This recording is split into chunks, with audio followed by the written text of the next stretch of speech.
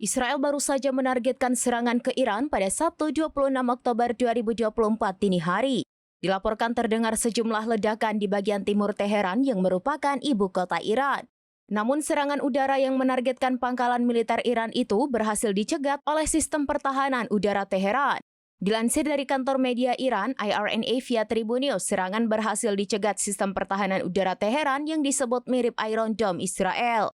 Dilaporkan, pesawat tempur militer Zionis mencoba menargetkan 3 pangkalan di Teheran yang mencakup beberapa provinsi.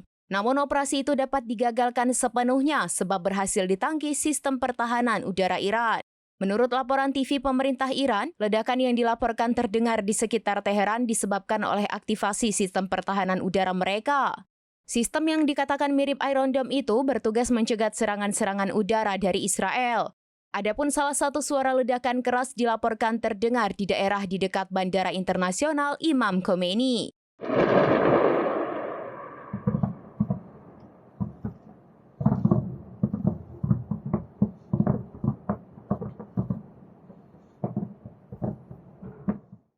Download Tribun X sekarang, menghadirkan lokal menjadi Indonesia.